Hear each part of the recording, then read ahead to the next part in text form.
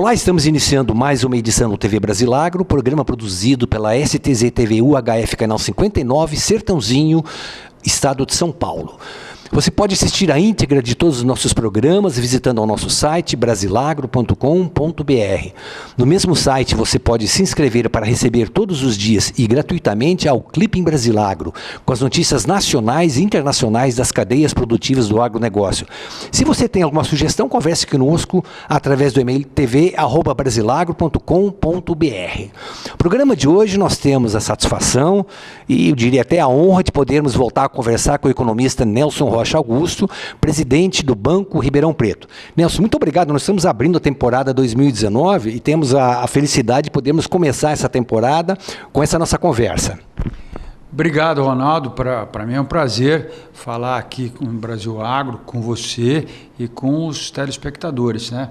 Vamos discutir um pouquinho o que a gente espera da economia brasileira para esse ano, com alguma ênfase para o agronegócio, que é realmente extremamente importante e vem fazendo a diferença no Brasil por esses anos todos.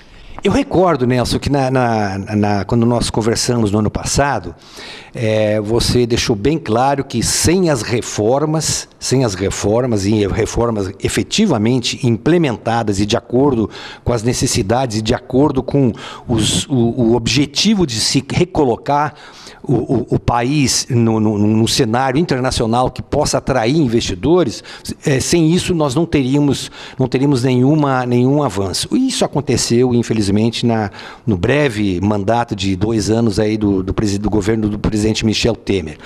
Instalado o novo governo, notícias pela mídia, acompanhamos todos pela mídia, o que já se fala em Previdência. O que você consegue depurar das notícias que nós temos aqui, até porque oficialmente não tem nada ainda, mas o que se consegue depurar e o que você acha que pode ajudar no Brasil essas medidas? Bom, pode ajudar muito. O Brasil está num momento absolutamente pronto para ter um crescimento muito mais expressivo, uma recuperação do perdido com avanços de uma maneira super importante. Mas como a gente vem dizendo, Ronaldo, e você está lembrando e destacando isso, sem as reformas estruturantes essas coisas não acontecem. Importante a gente dizer por quê.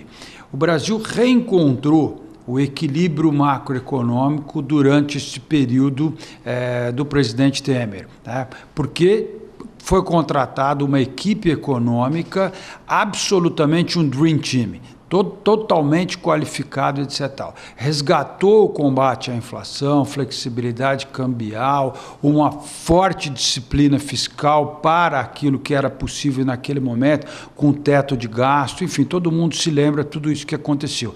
E isto frutificou de uma maneira importante.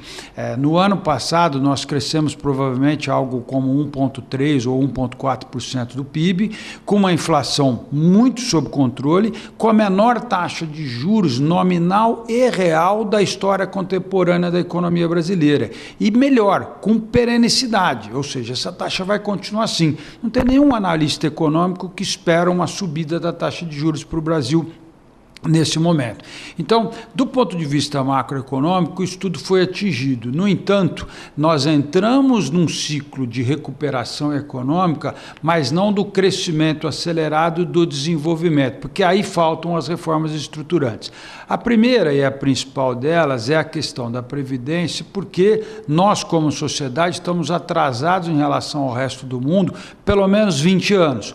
O Brasil perdeu a oportunidade de fazer a reforma previdenciária, por exemplo, no governo Fernando Henrique ainda, perdeu por um voto, que foi um voto do ex-ministro Antônio Candir, que era deputado e que disse que votou errado naquele momento.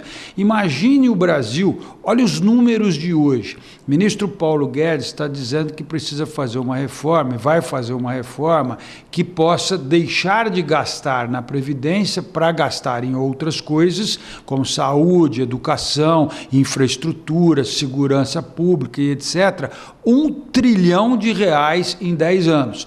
Se nós tivéssemos feito essa reforma há 20 anos atrás, nós teríamos, grosso modo falando, não é bem assim que faz a conta, mas só para ilustrar aqui, algo como 2 trilhões de reais para gastar em outras coisas. Não é para não gastar, é para gastar de uma maneira correta naquilo que efetivamente precisa. E a questão previdenciária brasileira, ela é, na verdade, absolutamente injusta, porque ela privilegia, na verdade, determinadas classes que são uma minoria, né? As classes dos funcionários públicos, do sistema judiciário, dos militares, etc., em detrimento da grande maioria da população. É só olhar o déficit do sistema previdenciário que se enxerga isso. O déficit no ano passado, de aproximadamente 2 milhões de beneficiários que estão nessas classes mais abastadas, foi equivalente praticamente ao déficit de 30 milhões de pessoas, que são as pessoas que estão do outro lado, ou seja, o público em geral, que se aposenta com valores muito pequenos. Então, essa reforma precisa acontecer, a sociedade brasileira está amplamente atrasada, a expectativa de vida aumentou muito, felizmente, graças ao avanço da medicina, da nutrição, da qualidade de vida, efetivamente, que se tem hoje. Então, é fundamental que aconteça para que haja, digamos assim, condições financeiras do setor público para poder avançar.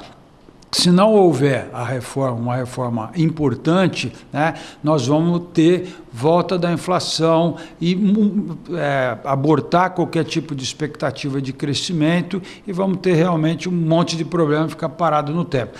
Mas a probabilidade de aprovação dessa reforma é muito grande. Não se trata só da questão do fenômeno eleitoral e da força política de um novo governo, do Bolsonaro. Se trata do convencimento da sociedade como um todo e, particularmente, todos os estados precisam da reforma e todos os municípios precisam da reforma. Então, agora você, infelizmente pelo lado ruim, porque batemos no fundo do poço, mas você alinhou os 3 entes da federação, estados, municípios e União, a favor de fazer uma coisa para poder equilibrar suas contas públicas. E aí os políticos acabam votando a favor disso. Mas tem um detalhe que a sociedade precisa efetivamente pressionar, porque os próprios deputados e senadores estão no rol de quem se aposenta com salário integral, né? Então, eles precisam de ser muito fortemente convencidos, efetivamente, de que a reforma precisa acontecer para tirar privilégios e para criar a situação financeira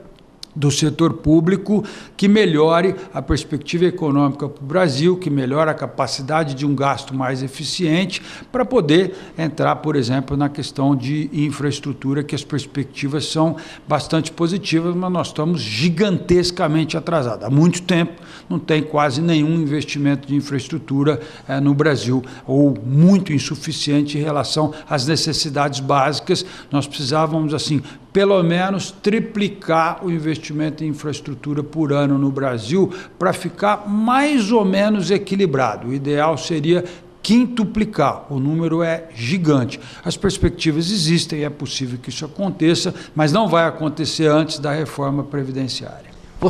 A avaliação que eu recordo que na última conversa nossa, você destacava também, você já falava de reforma da Previdência, mas você destacava, não tinha sido votada ainda, a reforma da trabalhista. Você agora, passado esse tempo, qual é a avaliação que você faz da reforma trabalhista, dos resultados concretos que nós já temos não apenas do lado dos empresários, mas principalmente do lado dos trabalhadores também? Foi uma reforma absolutamente fundamental. E o que foi proposto pelo governo, neste caso, foi ampliado pelo Congresso Nacional. A reforma que saiu foi maior do que o governo tinha proposto. E sim, isso foi absolutamente fundamental, porque nós geramos um pouco mais de 500 mil postos líquidos de trabalho no ano passado, um ano ainda muito difícil, com cenário internacional também bastante turvo, bastante complicado, de guerra tarifária entre China e Estados Unidos, de Brexit, de dificuldade financeira do setor público na Itália e etc. Né? Então, o cenário internacional é muito difícil e, assim mesmo, a gente com uma eleição difícil pela frente aqui no Brasil e tivemos esse crescimento. E a segurança jurídica da contratação melhorou muito, portanto, a contratação ela é mais efetiva hoje e acontece com muito mais frequência. O sistema judiciário, na parte trabalhista, reduziu os custos drasticamente.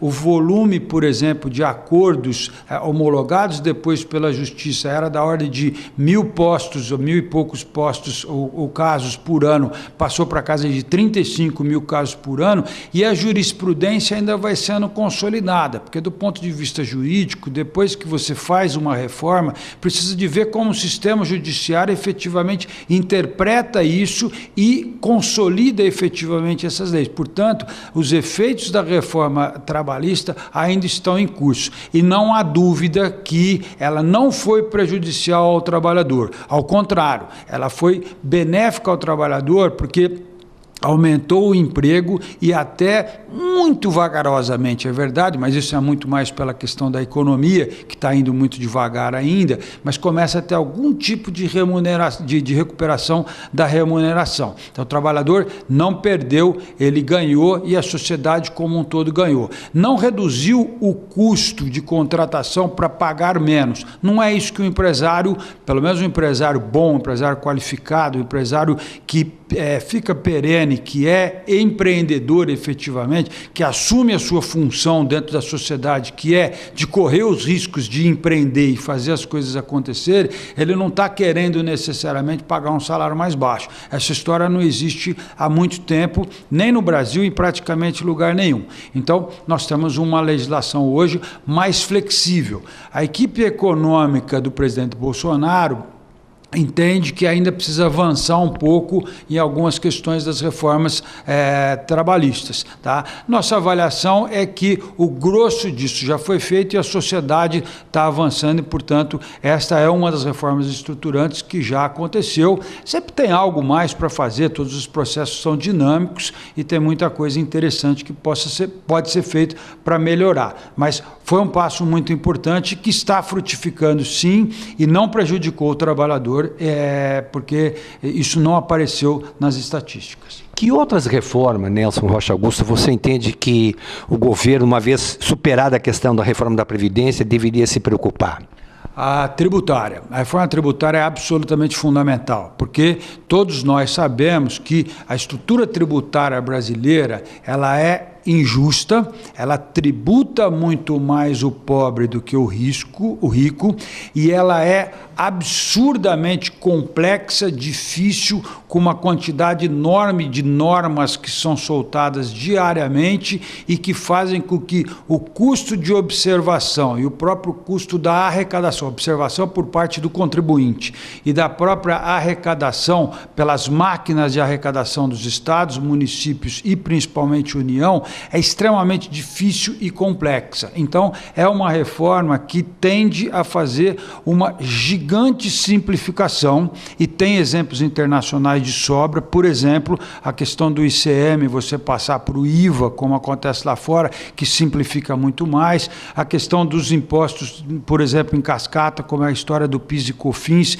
que quando você tem cadeias muito longas, e a grande maioria dos produtos hoje mais complexos tem cadeias de produção bastante longas, eles vão sendo um sobre o outro, então isso acaba trazendo uma série de distorções, ou seja, o sistema é injusto, não funciona bem, não ajuda a economia, custa caro e cria uma série de desequilíbrios aí dentro desse processo, criando inclusive N discussões no próprio judiciário. O sistema judiciário brasileiro é muito caro, em parte porque você tem muita discussão tributária que tem que ir para o judiciário, muita discussão trabalhista que tem que ir para o judiciário, e essas simplificações reduzem isso. Só para o nosso telespectador ter claro isso, o sistema judiciário brasileiro, como proporção do PIB, custa um pouco mais de 3 vezes o que custa o da Alemanha.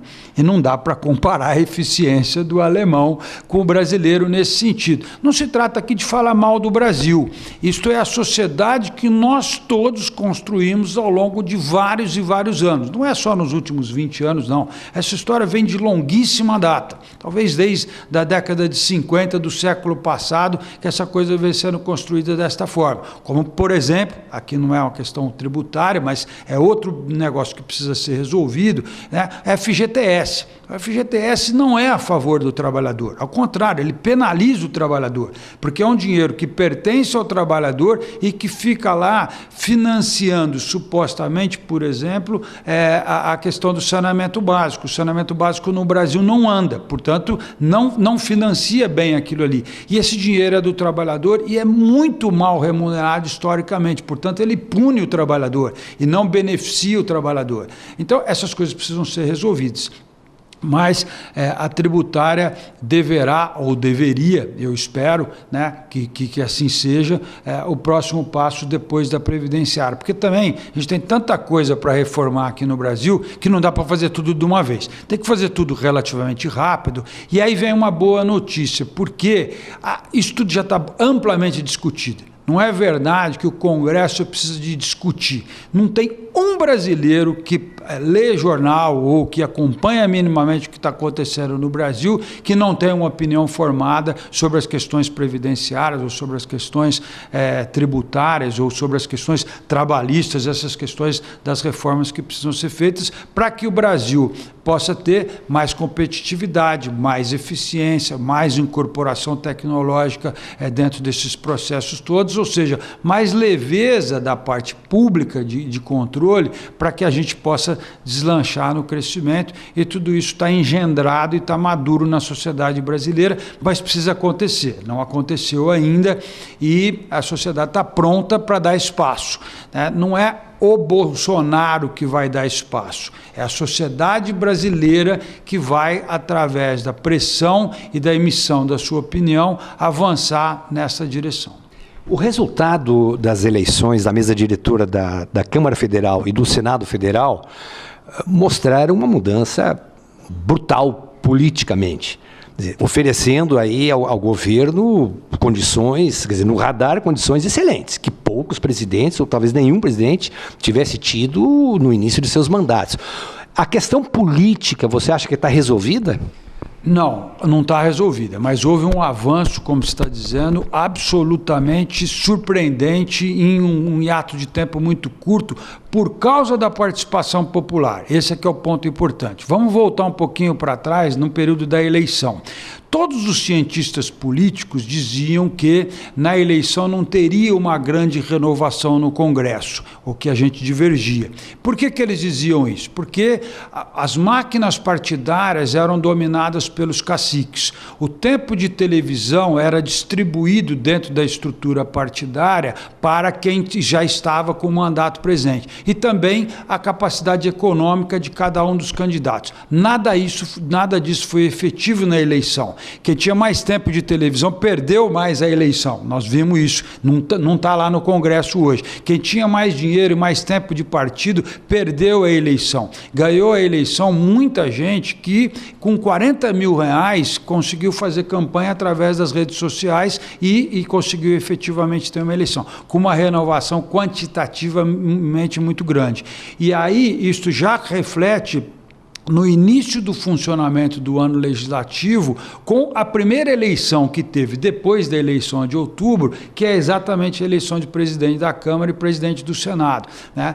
Tendo realmente surpresas bastante grandes, com participação popular que ficaram pressionando os seus parlamentares, dizendo o seguinte: olha, eu quero novidade na política, principalmente no Senado. Eu não aceito a política velha, eu quero a política nova. E isso, obviamente, teve um peso muito grande naquele fim de semana triste, porque o Senado Nacional não poderia ter um comportamento daquele que teve, tá certo? Não precisamos gastar tempo aqui, todo mundo viu e acompanhou, mas essa história, essa página está virada, tá? Tudo é muito novo ainda, não dá para dizer que quem está no parlamento hoje, que acabou de assumir, seja presidindo as casas, ou seja, compondo as mesas, etc. e tal, vai efetivamente praticar uma nova política, mas está alinhado e direcionado e endereçado nesse caminho. A população tem que continuar participando fortissimamente, e o empresário também, né? É importante entender que o empresário brasileiro, ele se furtou a sua responsabilidade de emitir a sua opinião ao longo dos últimos 15, 20 anos. Ele estava, de alguma forma, locupletado ao que estava efetivamente acontecendo. Ah, tudo bem, peraí, temos que esperar mais um pouco. Não tem que esperar, tem que agir e se posicionar efetivamente ao prol do desenvolvimento econômico, o que significa oportunidades iguais, distribuição de renda, ampliação da capacidade de investimento, mais geração de emprego, e isso é que vai significar efetivamente algo diferente do ponto de vista do desenvolvimento econômico. Cabe aos empresários ajudarem bastante nesse particular. Não dá para ficar no sindicato dos empresários mantendo o status quo como estava. Isso também está sendo quebrado de uma maneira bastante forte. Foi quebrado os sindicatos dos trabalhadores na política velha, não significa que não tenha que ter sindicato, ao contrário, tem que ter porque é muito importante, mas foi quebrado o modo que ele era feito, que tinha dinheiro em abundância, porque era compulsório pagar, né? Isso começou a ser feito agora dentro dos sindicatos patronais, e é importante que aconteça de uma maneira muito rápida e que os empresários assumam a sua responsabilidade, que é assumir risco. Aqui no Brasil você tinha muito empresário que, na verdade, queria ganhar dinheiro sem risco. Aí não funciona. Um dos setores que você acompanha, que você conhece profundamente, e você é um dos poucos economistas, com todo o respeito, que consegue enxergar o setor me refiro ao agronegócio. Você é um dos poucos economistas que consegue enxergar o todo do agronegócio. Quer dizer, como cadeias produtivas, não apenas uma fatiazinha de uma terra aqui onde você planta cana, planta grãos, planta soja, planta laranja e fica limitado a isso. A visão que você tem é uma visão realmente privilegiada e que eu respeito muito e aprendo muito com você. O agronegócio ele vem passando por essas mudanças todas que nós estamos falando, que a gente está acompanhando na política também. Então, é mídia social, quer dizer, você tem aí hoje os drones que se tornaram uma ferramenta de negócio. Ainda essa semana nós publicamos um artigo da Embrapa que mostrava a importância dos robôs e da inteligência artificial no campo. Como é que você vê o futuro do agronegócio nessas mudanças que a gente está verificando aí, com essa implementação de novas reformas, vou usar até o termo que você acabou de mencionar, reformas estruturantes? Quer dizer, como é que o agronegócio pode aproveitar essas reformas estruturantes para crescer ainda mais?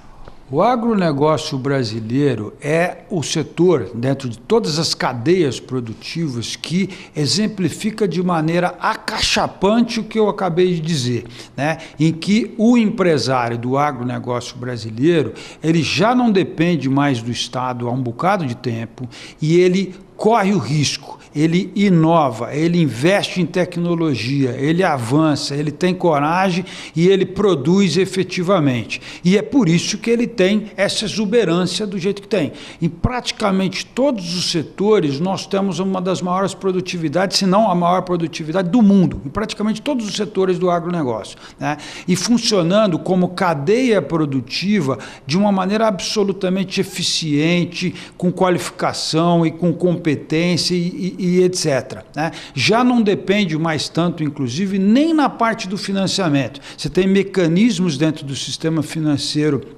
com o agronegócio, que vai desde barter até você travar preços futuros, criar outros tipos de emissões de LCAs, por exemplo, e etc., que são bastante modernos e bastante funcionais e que ninguém precisa, dentro do agronegócio, de muita coisa nesse sentido. Qual é a questão, então? É a parte de infraestrutura, né? Então, o que é estruturante no agronegócio é apoiar muito fortemente, com muita convicção, uma imposição ao Estado brasileiro para destravar, através das concessões e através do uso do capital privado, as questões de infraestrutura. Porque se o Estado brasileiro destravar isso tudo, com mecanismos que aprovem as concessões, as privatizações, o avanço na parte de infraestrutura, rodovias, ferrovias, portos e até aeroportos, né? Não sai produto agrícola muito de aeroportos, mas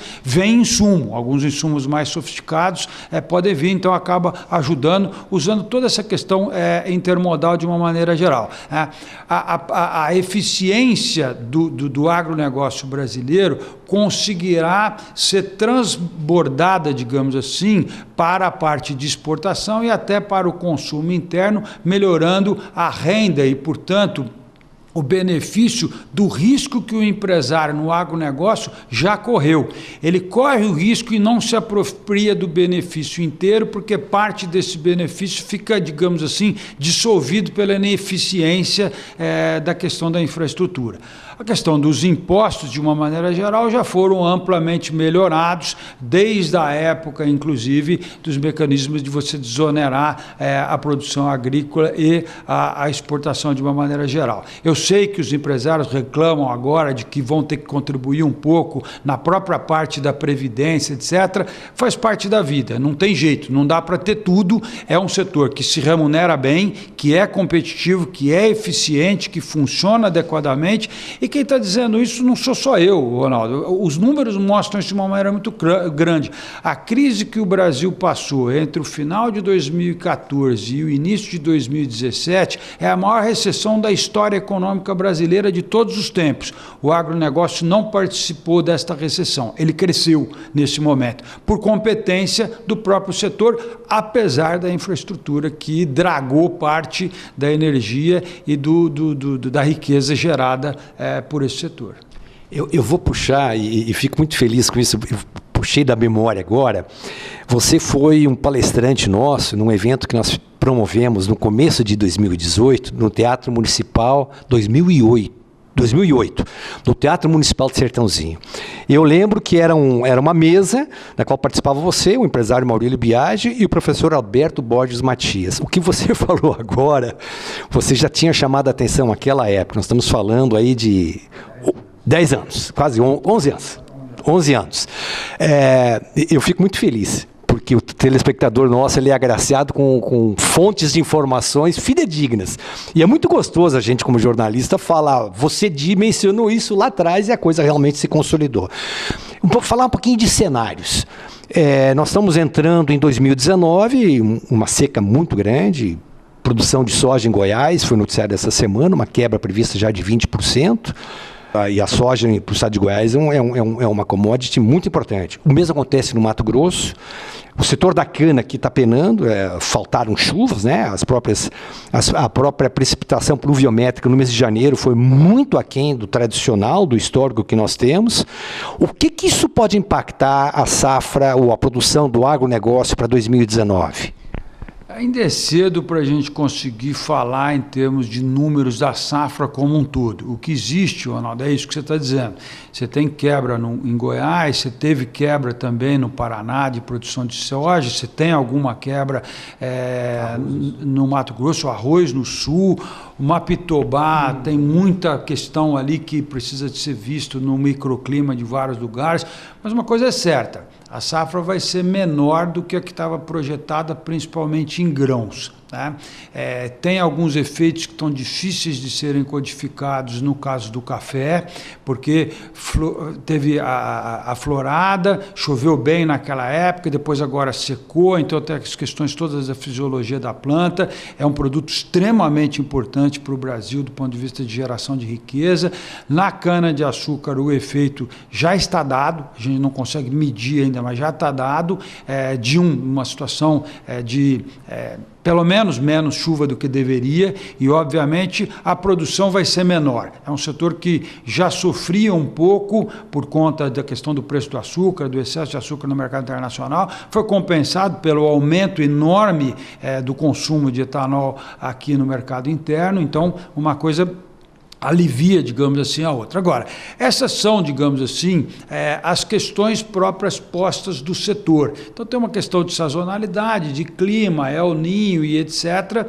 Então, nós teremos, sim, sem dúvida nenhuma, uma safra menor, né? Ainda não é uma safra pequena, mas é uma safra menor, e isto vai impactar em preços no mercado interno. Por que eu digo que ainda é cedo para dizer? No caso dos grãos, você vai plantar ainda a safrinha, alguns lugares está começando agora, e as previsões, mas são previsões, precisam ver se elas vão se confirmar ou não, é de uma certa normalização do regime pluviométrico agora, a partir da segunda quinzena de fevereiro. Se isto acontecer efetivamente, você pode ter uma safra maior de milho na safrinha e compensar de alguma forma esse fenômeno. Agora, tem sim uma pressão de uma produção menor com algum tipo de correção de preço, mas infelizmente o mercado internacional está bem abastecido, né? Tem um volume de soja bastante expressivo no mercado americano, pela questão, inclusive, da China com os Estados Unidos. Então, nós não estamos esperando uma aceleração de preço mais significativa por conta de uma quebra de safra aqui no Brasil. Inclusive a Argentina não vai ter quebra de safra, ao contrário, eles vão ter uma produção bastante boa. Então é fundamental que o produtor proteja o seu preço, ou seja, se ele tem uma produção que ele está consolidado ali, ele não pode bobear com relação a fazer as vendas, as defesas futuras dos seus preços, etc. Tal, porque a gestão do dia a dia, num cenário em que a safra será menor do que a que estava projetado há alguns meses atrás, torna a vida dele muito mais difícil e, portanto, precisa usar as ferramentas e as técnicas para se defender bem, né? Mas, infelizmente, a gente vai ter até um pouco de pressão, sutil, mas um pouco de pressão na própria inflação por conta dos alimentos em função da safra ser menor.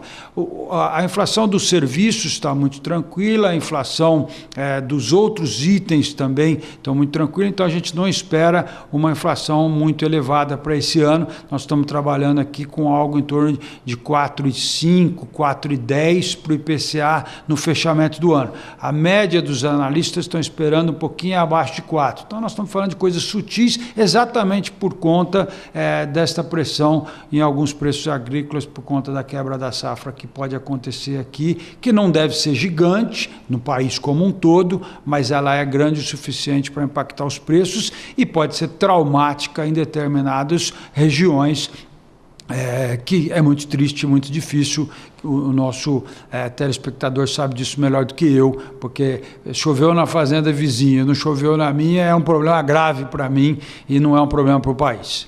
A moeda, dólar, você acha que o dólar se mantém no nível atual, tende a subir, a descer? O nível da taxa de câmbio está bastante equilibrada. O Brasil praticamente não tem déficit em transações correntes, recebe investimento estrangeiro direto muito grande, deve aumentar o volume de investimento estrangeiro direto aqui exatamente por conta das privatizações, das concessões, dos investimentos em infraestrutura. Então, o afluxo de dólares tende a ser grande. O Brasil tem uma reserva internacional de 380 bilhões de dólares, que é muito, está entre as maiores reservas internacionais do mundo, como proporção ao comércio exterior brasileiro e como proporção ao PIB. Então eu não vejo pressões significativas no câmbio, a menos que tenha aí o chamado cisne negro, né? Se tiver algum evento político muito relevante, para e trava a reforma previdenciária, por exemplo, por alguma razão não sai a reforma previdenciária, aí sim vai estressar o câmbio.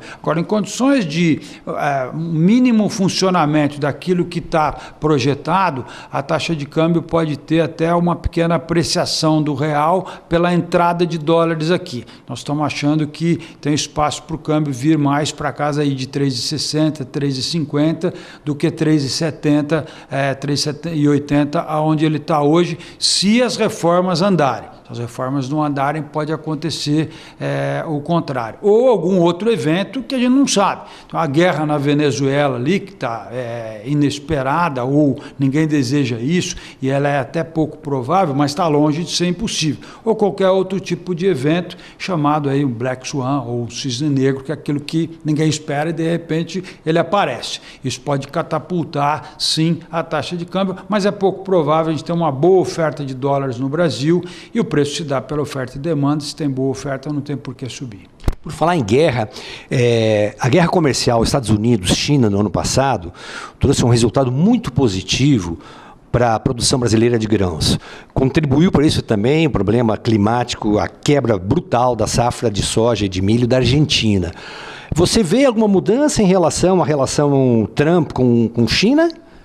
Vejo, os dois precisam de um acordo. Eles não estão conseguindo fazer um acordo, primeiro pelo temperamento do Trump, que é muito volátil, para dizer o mínimo, tá? E segundo porque por trás da guerra comercial tem o domínio tecnológico e o posicionamento hegemônico de longo prazo.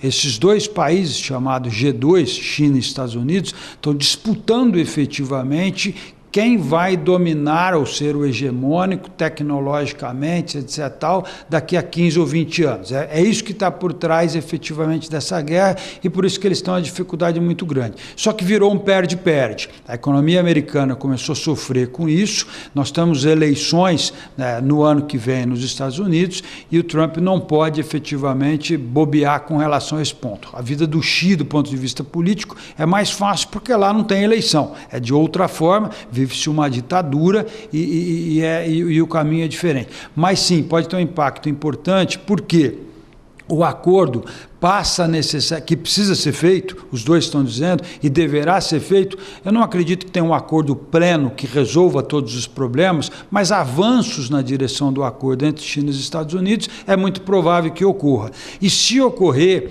uma das coisas que a China pode dar aos Estados Unidos e que os Estados Unidos estão pedindo é exatamente aumentar a compra da China de produtos vindos dos Estados Unidos. E a soja é um dos casos que é muito fácil para a China resolver isso. Então, este overprice que houve no Brasil no ano passado, fruto desta própria guerra, pode ter exatamente o canal invertido daqui para frente. Mas um empresário que produz soja, o complexo de soja no Brasil, sabe muito bem disso e está aproveitando isso. Esta é a razão pela qual as vendas de soja do Brasil em janeiro desse ano bateram todos os recordes de exportação. E agora no começo de fevereiro também. Então a turma está aproveitando que a janela ainda está aberta e está mandando bala, o que tem que ser feito efetivamente para não correr o risco ali na frente de ter um problema desse tipo. Se esse problema não vier porque o acordo não sair, ok, você vendeu sojas a preços que remuneram a sua atividade. Não dá aqui para buscar a mosca. Se o preço está satisfatório, você está acima do seu custo, venda, não pense duas vezes, porque senão ali na frente pode acontecer o contrário. E no caso do produtor de milho brasileiro, uma perspectiva muito boa com a entrada do milho como fonte de matéria-prima para a produção de etanol. Etanol competitivo. Sem dúvida, etanol competitivo também por causa da logística, porque ele produz em lugares que a logística para tirar o milho de lá ou para levar o etanol para lá, ela é muito cara. Então isso dá uma competitividade muito grande.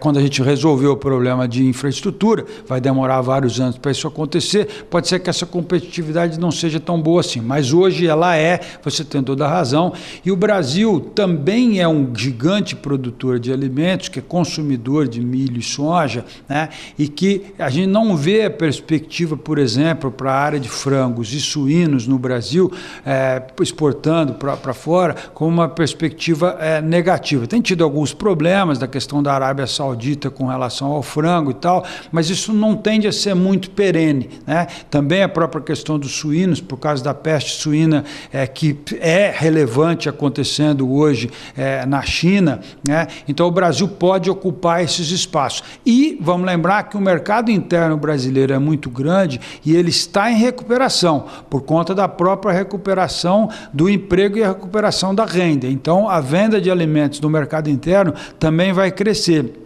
Alguns setores já mostrou isso de uma maneira muito grande. O crescimento de consumo de café no Brasil, por exemplo, o ano passado, foi o maior da história e surpreendeu os mais otimistas dentro desse próprio segmento. Cresceu algo próximo de 4,5% em volume físico de café no consumo no Brasil. Tudo isso tende a acontecer também no frango, nas carnes de uma maneira geral e nos outros produtos todos. O mercado interno brasileiro é bastante grande, com a economia recuperando, ele pode sim ajudar bastante.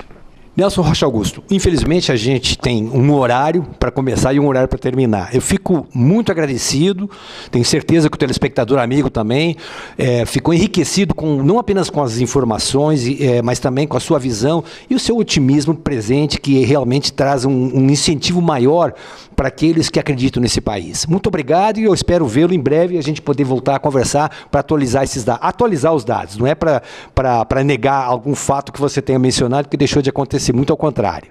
Mas os processos são dinâmicos, aí pode acontecer alguma coisa que a gente não espera e aí eu tenho um prazer em poder estar com você novamente para que a gente possa, enfim, analisar aquilo que acontece dinamicamente. Mas o Brasil está preparado para ter crescimentos mais importantes e eu também agradeço aí a oportunidade e estou à disposição de vocês. Obrigado, Ronaldo.